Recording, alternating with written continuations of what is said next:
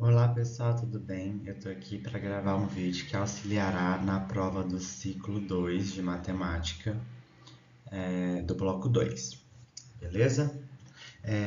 Pessoal, o assunto que vai cair nessa prova vai ser sistemas lineares 2x2, relação de Euler, prismas e probabilidade. Então, são muitos assuntos, eu vou dar uma passada geral aqui em todos esses assuntos para vocês saírem bem nessa prova, beleza? Então, vamos começar com sistemas lineares 2x2. Eu já coloquei uma questão aqui que a gente precisa resolvê-la, mas antes de a gente resolver a parte matemática, a gente precisa identificar qual que é essa parte matemática. Nós vamos ler o texto, vamos passar da linguagem comum, da linguagem natural, que é o português, para a linguagem matemática, para depois resolvê-la, tá? Observe.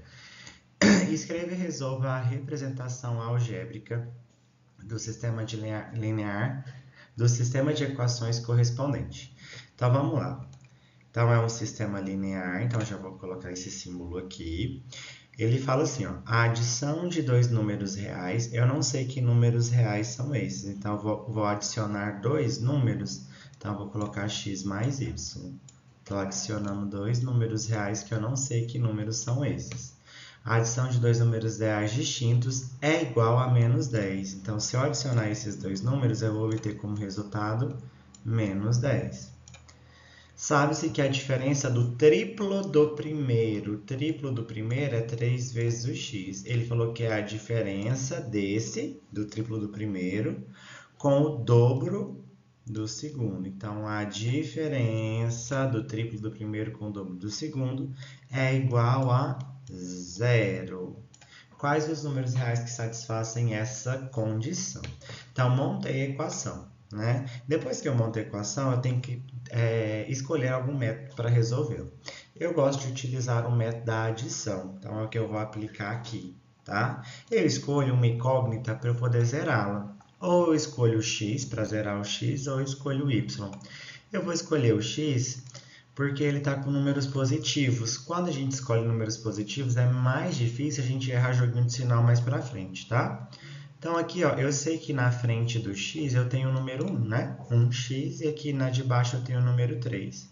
O que eu vou fazer? Eu vou multiplicar de forma invertida. O número 1 está na equação de cima, eu multiplico a equação de baixo por 1. O número 3 está na equação de baixo, eu multiplico a equação de cima por 3. Depois que eu faço isso, eu vou reorganizar as minhas equações, ó. Aqui eu tenho 1x vezes 3. 1 vezes 3 é 3, né? Então vai dar 3x. Mais 1y vezes 3, que vai dar 3y. Que é igual a... Aqui é uma multiplicação, tem joguinho de sinal. Menos vezes mais é menos. E 10 vezes 3 é 30. Ok? Essa equação de baixo, observa que ela está sendo multiplicada por 1. Tudo multiplicado por 1 é o próprio número que eu estou multiplicando por 1. Então, eu só vou repeti-la, porque vai dar tudo igual. Ó, 3x vezes 1 é 3x, menos 2y vezes 1 é menos 2y, e 0 vezes 1 é 0. Beleza. Agora, pessoal, para eu achar uma das incógnitas, basta eu subtrair esses valores, ó. Vou subtrair. Observa, se eu tenho 3x e gasto 3x, coloca reais no lugar do x. Eu tenho 3 reais e gasto 3 reais, deu zero. Então, essa parte aqui vai zerar. Aqui é onde os alunos costumam errar bastante, então presta muita atenção. Ó. Aqui em cima eu tenho 3y. Observa que eu tenho menos da conta, menos, e eu tenho menos do 2y aqui de baixo, ó. Então, tem dois sinais negativos juntos. Eu vou colocar um parênteses para não ficar tão feio, dois sinais juntos. Quando eu tenho dois sinais juntos, eu tenho que fazer joguinho de sinal, ó. Menos vezes menos é mais. Então, aqui vai dar 3y mais 2y. Então, no final do dia, eu vou ter 5y. Então, essa parte aqui vai dar 5y igual a menos 30 menos 0, continua menos 30, né, pessoal? Observa que agora esse 5 está multiplicando. Ah, detalhe, eu zerei uma incógnita, eu zerei o x, então sobrou só o y, então agora eu consigo resolver com mais tranquilidade, né? Esse número 5 que está multiplicando o y vai para o outro lado dividindo, então meu y vai ser menos 30 dividido para 5. Menos com mais, menos, e 30 dividido para 5 é 6. Então, meu y aqui vale menos 6. Pessoal, ele falou quais os números reais que satisfazem essa condição. Então, eu já consegui encontrar o valor do y. Agora, eu preciso encontrar o valor do x. Tá? Eu escolho qualquer equação e no lugar do y, eu vou colocar menos 6, que é o valor que eu acabei de encontrar. Vou pegar essa equação aqui de cima, ó. Então, ela é x mais o y. O y é menos 6. Mais com menos é menos. Então, aqui vai dar menos 6 igual a menos 10. Ficou fácil, pessoal. Esse 6 aqui está negativo. Eu vou separar variáveis de números, né? Ele vai para o outro lado positivo. Então, vai ficar y igual a menos 10 mais 6. Aqui, pensando financeiramente, se eu devo R$10 e eu pago 6, eu não quito a minha dívida. Eu continuo devendo R$4. Beleza, pessoal. Achei o valor de x, achei o valor de y, então tá tudo certo. Ele é um sistema linear 2x2 porque tem duas expressões algébricas e duas variáveis, que nesse caso é o x e o y. Beleza? Quando eu encontro o valor de x e de y bonitinho, eu classifico meu sistema como sistema possível e determinado. Porque foi possível resolvê-lo e ter um valor determinado, né? Ele admite solução única. Essa é a única solução para esse sistema. Beleza? Aqui, pessoal, eu coloquei um sistema, eu coloquei a representação gráfica dele. Pela representação gráfica, pessoal, eu percebo que ela é feita por duas retas concorrentes. Retas concorrentes são aquelas que têm um ponto em comum. Observa que aqui eu tenho um ponto que pertence tanto à reta roxa quanto à reta vermelha. Toda vez que eu tenho uma representação geométrica que são duas retas concorrentes, eu já posso classificar esse sistema como SPD, sistema possível determinado. E o encontro da reta é a resolução desse sistema. Pessoal, ó, vamos substituir esses valores aqui nessa equação para ver se vai dar uma igualdade que está correta. Ele falou que o x é 1 e o y é 2. Então, se na primeira equação, no lugar do x, eu colocar 1, e no lugar do y eu colocar 2, vamos resolver. 2 vezes 1 é 2. 2 menos 2 é 0. Tá vendo que era para dar 0? Deu 0. Então, porque 2 e 1 é o conjunto de solução dessa primeira equação. Vamos ver se na segunda também vai bater. X é igual a 1, então vou colocar 1 mais 3, entre o número e a variável, se não tem nada, eu sei que é uma multiplicação, o y vale 2. Vou resolver a multiplicação primeiro, 3 vezes 2 é 6, e 1 mais 6 é igual a 7. Então, bate certinho. Se eu resolvesse pelo sistema da adição ou da substituição, eu chegaria nesses valores. O x vale 1, o y vale 2. Beleza? Só que eu tenho outros tipos de representações. Olha, vamos classificar esse sistema primeiro. Para eu classificar esse sistema, eu vou resolvê-lo. Eu vou tentar zerar o x dela, tá? Aqui na de cima eu tenho o número 1 e na de baixo eu tenho o número 2. Então, se o número 1 está acompanhando o x a de cima, eu vou multiplicar a equação de baixo por 1. Se o número 2 está acompanhando a equação de baixo, eu vou multiplicar a de cima por 2. Então, vamos lá, pessoal. 1x vezes 2, 2x, mais 3y vezes 2, 6y, igual a 6 vezes 2 é 12. E aqui embaixo, né, pessoal, vai ficar a mesma coisa porque eu estou multiplicando tudo por 1, tá? Observe o que vai acontecer nesse sistema. Depois que eu faço essa multiplicação inversa, eu venho e subtraio as equações. 2x menos 2x é aquilo. R$2 menos R$2 é 0. Então, aqui 0. Mais 6y menos 6y também é 0. E depois a igualdade, 12 menos 12 também é 0. 0 mais 0 é 0. Aqui eu chego numa sentença que é uma verdade. 0 é igual a 0, não é, pessoal?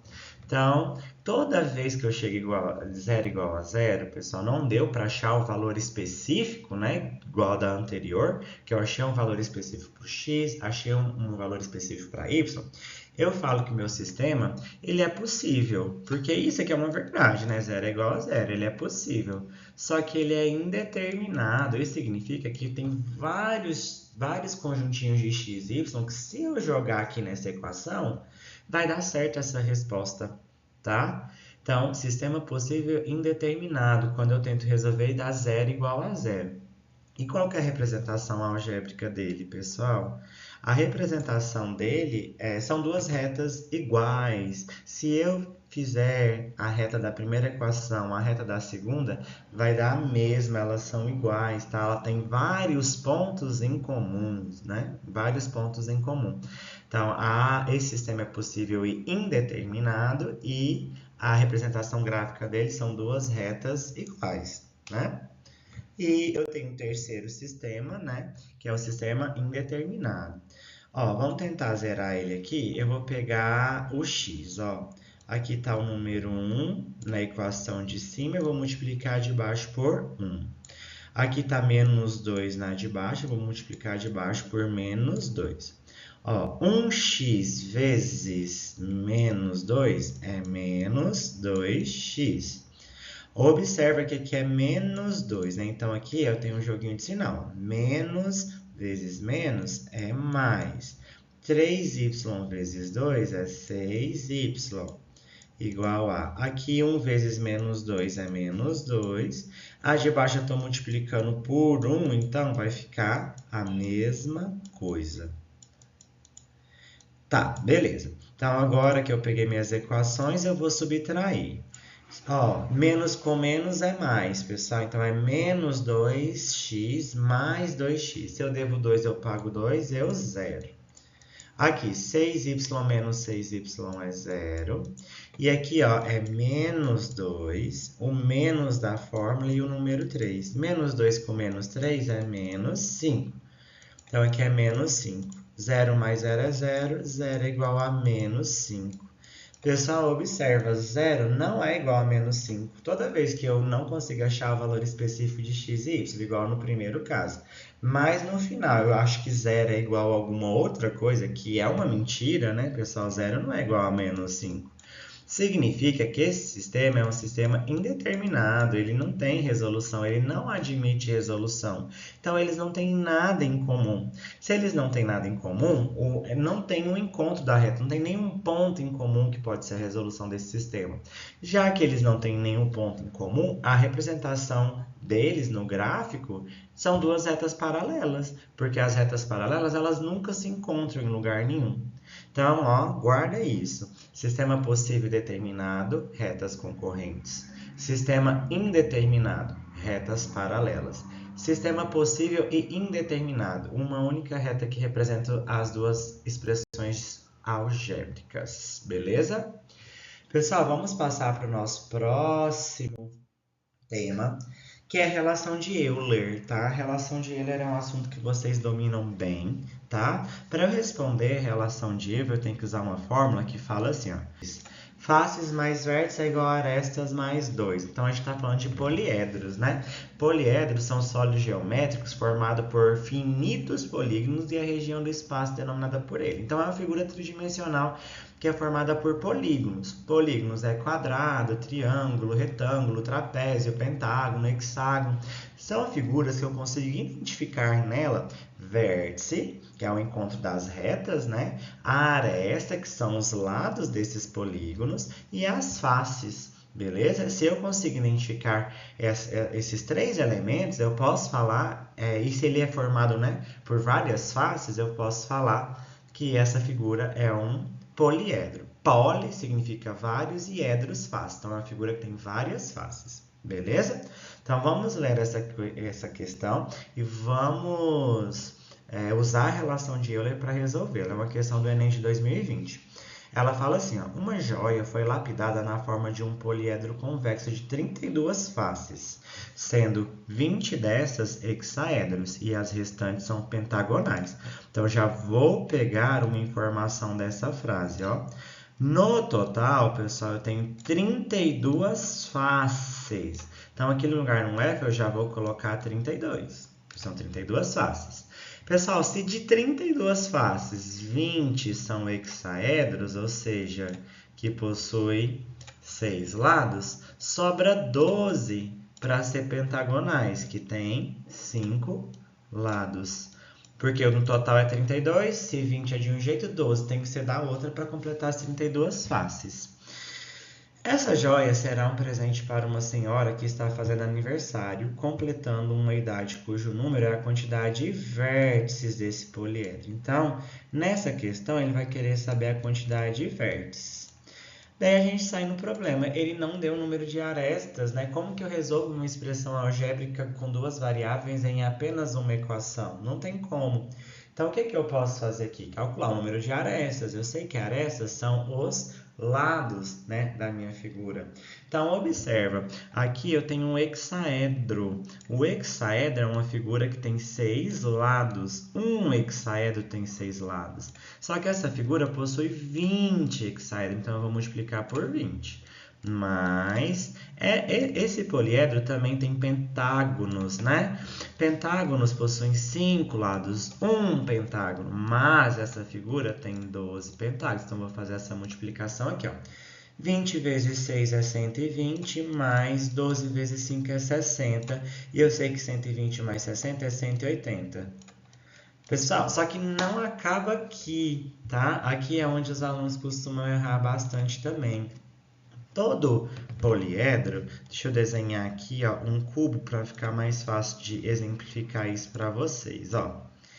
A aresta, a definição da aresta no poliedro é a parte comum a duas faces. Observa, se eu pegar essa aresta aqui de baixo, ó, concorda comigo que ela pertence a essa face aqui da frente, quanto a essa base aqui inferior? Então, uma aresta ela está em duas faces ao mesmo tempo. Se eu colocar o 180, é como se eu estivesse contando a aresta duas vezes, tá? Então, toda vez no cálculo da aresta, eu tenho que vir e dividir por 2 para descontar essa definição do que é aresta. Ela é compartilhada por duas faces ao mesmo tempo. E eu sei que 180 dividido por 2 é igual a 90. Então, 90 é a quantidade de arestas desse sistema. Então, aqui vai ter 90 mais 2. Então, agora eu posso conseguir achar a quantidade de vértices. Tem uma conta básica do lado de cá, né? 90 mais 2 é 92. Esse 32 ele está positivo, ele vai para o outro lado negativo. Então, vértice é igual a 92 menos 32, que é igual a 60. Então, essa senhorinha está completando 60 anos. Fácil, né? Pessoal, adentrando mais, né? Depois a gente vê relação de Euler, a gente começou a ver um pouco sobre prismas, né? Prismas são poliedros, né? Então eu tenho que identificar esses polígonos na minha estrutura, né? Triângulo, retângulo, quadrado, trapézio, tem que ter esse tipo de estrutura. E para ser um prisma, a minha base ela tem que ser polígonos. Observa que aqui, se eu considerar ele como um polígono de base quadrada, a base inferior, pensa como se eu tivesse tombado esse polígono, tá? A base inferior é um quadrado e a base superior também é um quadrado. Então, se eu tenho um polígono na base inferior e um polígono na base superior, eu falo que isso é um prisma. Essa é a definição do prisma, tá? Esse aqui é um paralelepípedo, que é um exemplo de prisma. Beleza? Então, aqui, vamos só verificar a quantidade de faces, de vértices, de arestas dessa estrutura antes de a gente resolver alguma questão, tá? Faces, né? São os polígonos que formam. Então, eu já falei que eu tenho dois quadrados, né? Que são as minhas bases. E as faces laterais, eu tenho uma, duas, três, quatro. Duas do lado e a de cima e a de baixo. Então, 2 mais 4, 6. Então, essa figura, pessoal, paralelepípedo tem 6 faces. Uma figura que tem 6 faces, eu chamo ela de hexaedro. Então, pessoal, o paralelepípedo é um exemplo de hexaedro. Hexa lembra 6 e edro, faces, né? Então, 6 faces, um hexaedro. Ele é um hexaedro que possui, vamos ver quantos vértices que ele possui. Vértice é o encontro das arestas, né? Então, aqui, ó, 1 vértice, 2, 3, 4, 5, 6, 7, 8. Então, ele é um poliedro, um hexaedro que possui 8 vértices. Agora, vamos contar o número de arestas, né? Aqui o quadrado são 4, né? Então, no quadrado lá de baixo também tem 4. 4 mais 4, 8. E tem as arestas laterais, né? 9, 10, 11, 12. Então, ele é uma estrutura que possui 6 faces, 8 vértices e 12 arestas, beleza? Agora vamos para a pergunta, vamos ler uma questão do Saego desse ano, né, da formativa. Ele fala assim, ó, em uma exposição de arte moderna há um momento em que os visitantes assistem à apresentação de diversas imagens históricas. Essas imagens são projetadas em toda a superfície interna de uma sala que possui o formato de um paralelepípedo reto de base quadrada. Essa superfície reservada à projeção inclui todas as faces desse paralelepípedo. Observe abaixo uma representação dessa sala com algumas de suas medidas internas. Aqui eu coloquei para a gente calcular a área, tá? A área, pessoal, é calcular a área de todos os polígonos da minha estrutura. Ele falou que a minha base é quadrada. Então, aqui, se essa altura é 4, eu sei que aqui, ó, a minha base também é 4. Vamos calcular por partes. Pessoal, a área do quadrado é lado ao quadrado, ou base vezes a altura, né, pessoal, que vai dar na mesma. Então, aqui vai ser a base vale 4 e a altura dele vale 4. Eu sei que 4 vezes 4 é 16. Então, a área da base aqui é 16 metros quadrados. Mas observa que eu tenho duas bases, né, e as áreas delas vão ser iguais. Então, eu vou multiplicar esse valor por 2 para saber a área das bases, tá? 16 vezes 2, a gente sabe que é 32. Então, só de base, essa estrutura possui 32 metros quadrados. Agora, vamos calcular uma área lateral. Ó. Área lateral é um retângulo, né? E eu sei que para calcular a área do retângulo, eu também uso a fórmula base vezes a altura. Então, aqui a base vale 7,6 e a altura vale 4. 7,6 vezes 4 é 30,4. Então, uma face lateral possui 30,4 metros quadrados. Mas observa que eu tenho 1, 2, 3, 4 bases, 4 faces laterais. Então, eu vou ter que pegar esse 30,4 e multiplicar por 4, né? Porque são 4 faces laterais iguais, todas são iguais, né? A base é quadrada, isso acaba me garantindo que as faces laterais sejam iguais, tá? Que vai dar 121,6 metros quadrados. Então, eu tenho essa sala, né, que vai acontecer essa projeção, de base ela tem área de 32 metros quadrados e de faces laterais ela tem área de 121,6 metros quadrados. Se ele está perguntando a área total, né, pessoal, eu vou somar. Vou somar aqui 121,6 mais 32, que vai dar 153,6, né? Então, a área total desse paralelepípedo é 153,6 metros quadrados. Toda vez que eu falo em área, a minha unidade está ao quadrado. Aqui nesse slide, pessoal, eu coloquei a mesma questão, mas se eu perguntasse assim, qual que é o volume desse paralelepípedo? Volume é mais fácil, tá? Porque para calcular o volume é a área da base vezes a altura. Então, observa, a minha base é um quadrado, né, pessoal? Então, a área do quadrado é base vezes a altura. Se aqui vale 4, aqui também vale 4, então vai ser 4 vezes 4. E a altura desse paralelepípedo é 7,6. Lembra como se ele estivesse tombando. Então, para achar o volume, eu vou fazer 4 vezes 4 vezes 7,6. Toda vez que meu prisma, pessoal, tem a base quadrada ou a base retangular, basta multiplicar os três valores. A área da minha base, que é a base vezes a altura da minha base, vezes a altura do prisma, que vai dar certinho, tá? 7,6 é 121,6. Então, o volume dessa estrutura é 121,6 metros cúbicos. Toda vez que eu falo em volume, a minha unidade está ao metro cúbico. Beleza, pessoal? E para finalizar, eu quero falar um detalhezinho de um assunto que vocês já dominam bastante, que é probabilidade. Probabilidade é uma relação que em cima eu coloco tudo o que eu quero, tudo que é favorável para mim.